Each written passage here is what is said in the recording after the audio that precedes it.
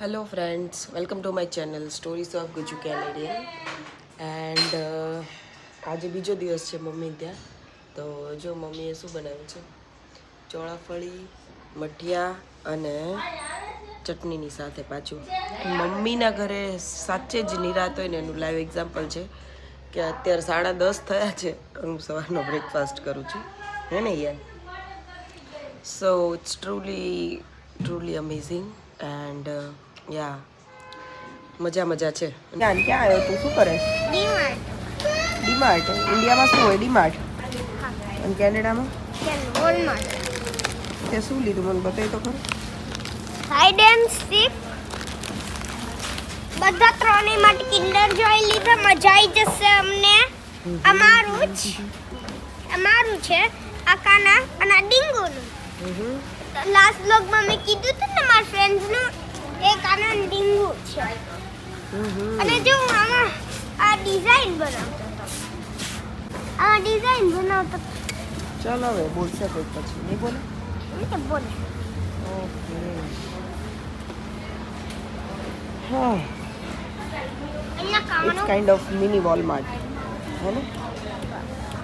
અને અહીંયા સોના મળે. અહીંયા શું મળે? સોફ્ટી. ડીમાર્ટ ઉપર ની જાય.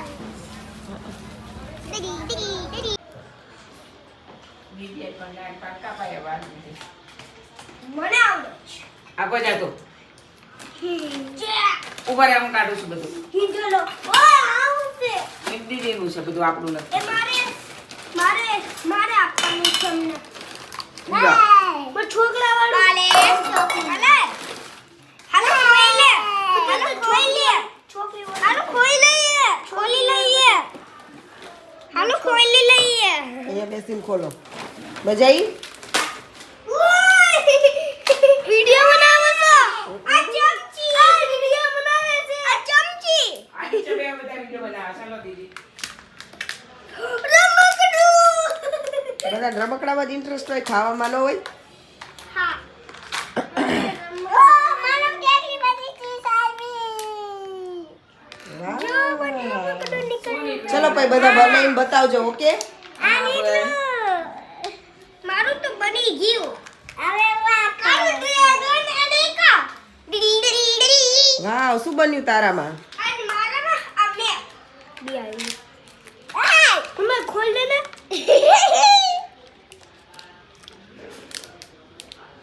હું ખોલી દઉં. લે ખોલી દે હિયન.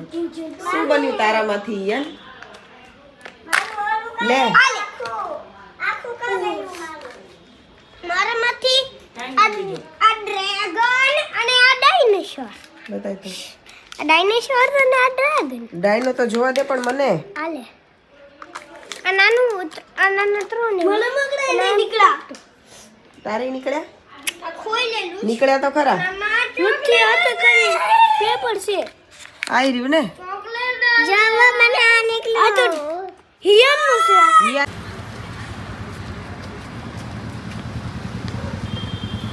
મસ્ત યાદો થઈ જાય તાજા, એવું છે. જો દરેક ગાર્ડન્સમાં જીમના ઇન્સ્ટ્રુમેન્ટ મૂકેલા છે. એટલે જીમ તો ના કહેવાય, but we can do exercise. તો સી હિયર અમે અહીંયા આવ્યા છીએ. હવે ફ્રેગ્રન્સ ગાર્ડન કરીને છે અહીંયા સુરતમાં. તો હું તમને બતાવું કે અહીંયા પણ એવા બધા ઇન્સ્ટ્રુમેન્ટ મૂકેલા છે. જો આ બધા જ જીમના ઇન્સ્ટ્રુમેન્ટ છે.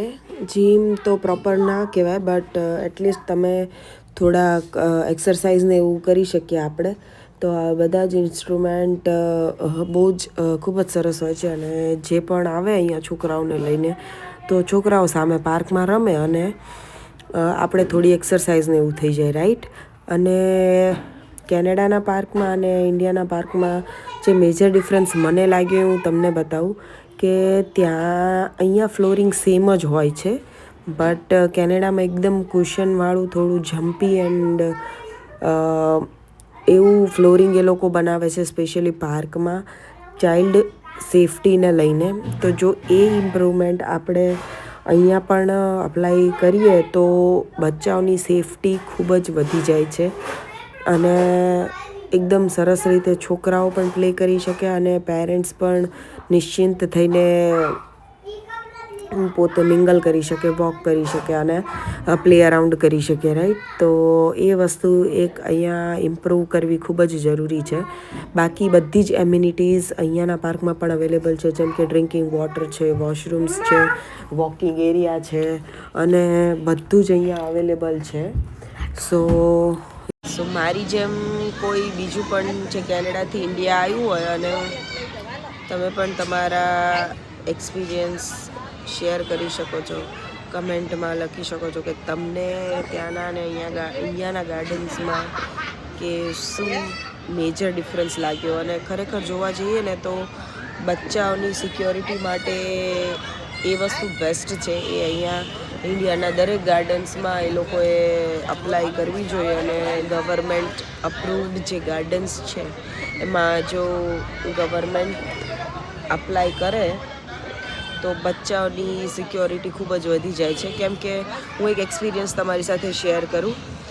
અમે લોકો જ્યારે કેનેડા હતા ત્યારે સ્ટાર્ટિંગમાં હિયાન મંકી બારમાં આવી રીતે પ્લે કરતો હતો. તો અને અમે લેડીઝ બધા સ્કૂલની ગોસિપ્સમાં થોડા બિઝી થઈ ગયા હતા. તો હિયાન મંકી બારમાં ઉપરથી જ પડ્યો હતો, બટ નીચેનું ફ્લોરિંગ એકદમ ફાઇન હતું. એની બેગ થોડી હર્ટ થઈ હતી અને એ વખતે એ ચાલી પણ નહોતો શકતો કે mumma my back is hurting so much. So હું બી થોડી ડરી ગઈ હતી, બટ લકીલી એને કશું થયું નહોતું બિકોઝ ઓફ ધ કુશન્સ.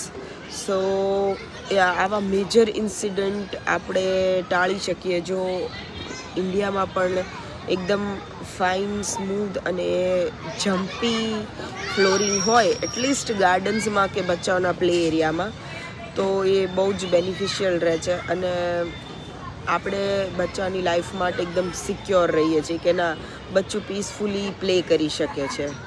સો આ વસ્તુ એક ઇમ્પ્રૂવ કરવા જેવી છે.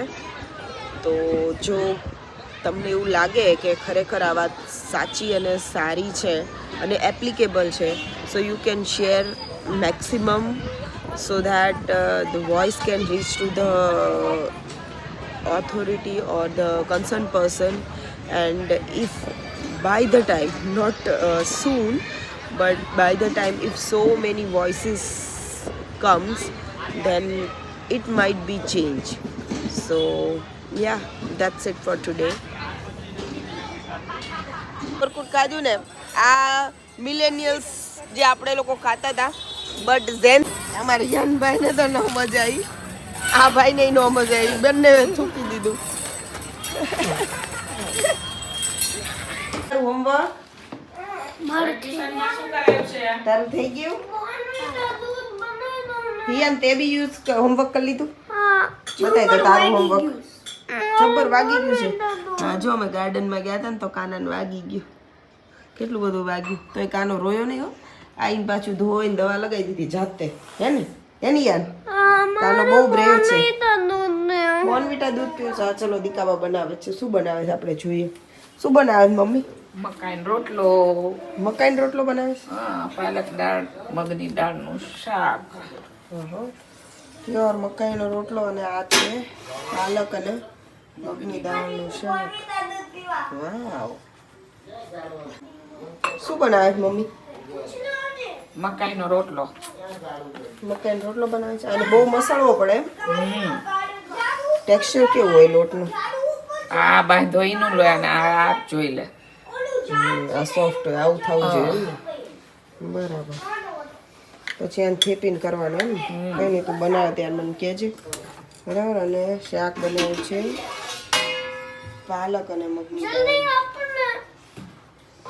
અને દિયાનભાઈને ઉતાવળાઈ છે દૂધ પીવાની. ફોન જોવાની ઉતાવળાઈ છે. કેમ, હોમવર્ક થઈ ગયું એટલે? મમ્માએ ટ્રીટ આપી. જો મમ્મી મસ્ત રોટલા બનાવે થેપી. આ ટ્રીક મને મમ્મીએ જ શીખવાડી હતી કે થેપીને રોટલા કરવાના. મને આમ બાજરીના રોટલા હાથમાં કરતા નહીં આવડે. હું આવી જ રીતે કરું, મોટા થાય મસ્ત, પતલા થાય જેવા કરવા હોય. પતલા થાય એકદમ મસ્ત થાય. આ બીજું એકદમ ચડીને સોફ્ટ થઈ ગયો છે. જેટલા પતલા કરવા હોય ને એટલા થાય. અને જો ફૂલ્યો ને એકદમ મસ્ત. મેં તો ફર્સ્ટ ટાઈમ ખાધા હો મમ્મી. મકાઈ હા મકાઈનો ફર્સ્ટ ટાઈમ ખાધો. જુવારનો તો ખાધો જ તો પેલું કહે કે મખેદી રોટી સરસોદા શાક. આપણે તો મકાઈનો રોટલો જ છે એક ટાઈપનો. સી આવી રીતે નાખી દેવાનું. તો આપણે બી ટ્રાય કરશું કેનેડામાં થાય છે કે નહીં. ખાવામાં બી એકદમ સોફ્ટ, પચવામાં બી હળવો, અને થોડોક ખાઈએ ને તો પેટ હેવી થઈ જાય ને. તો ડાયટિંગ કરતા હોય ને એમના માટે બેસ્ટ રોટલો છે. તો ટ્રાય કરજો તમે લોકો પણ. છોકરાઓનું બને છે બટેટાનું દૂધ. એ લોકો ખાશે રોટલો, દૂધ અને શાક. મમ્મીને ઘરે મજા આવે ને બધું ખાવા પીવાનું. Thank you. કાના હાય કેવો રહ્યો આજનો દિવસ તારો? બેસ્ટ મજા આવી? ક્યાં ગયો તો પછી સ્કૂલેથી આવીને? ટ્યુશન થી સ્કૂલેથી આવીને તે શું ખાધું પછી? બપોરે? ટ્યુશન થી કો ઇડલી સાંભાર ઈડલી ખાધી આજે? પછી કાનો ટ્યુશન ગયો તો હે ને? અને ટ્યુશન ગયો તો પછી ત્યારે તે શું કર્યું? ગાર્ડન માં રમવો, પછી પેટમાં વાગ્યું. ઓહો કાનાને વાગ્યું આ છે ને પેટમાં. હા અને તમે બધા ગાર્ડનમાં બહુ ફન કર્યું? મજા આવી? અને જો કેવું વાગ્યું કાન. હા બતાય તો કાનાને કેવું વાગ્યું? પેટ બતાવે કાનો શરમ આવી ગઈ કાનાને. જો કાનાને વાગ્યું પણ કાનો રોયો નહીં હો. સો આ તો મારો આજનો વ્લોગ છે. અમે લોકોએ ખૂબ જ એન્જોય કર્યું. અને stay tuned and don't forget to subscribe our channel stories of Gujju Canadian and Guju India. Gujju Indian. By.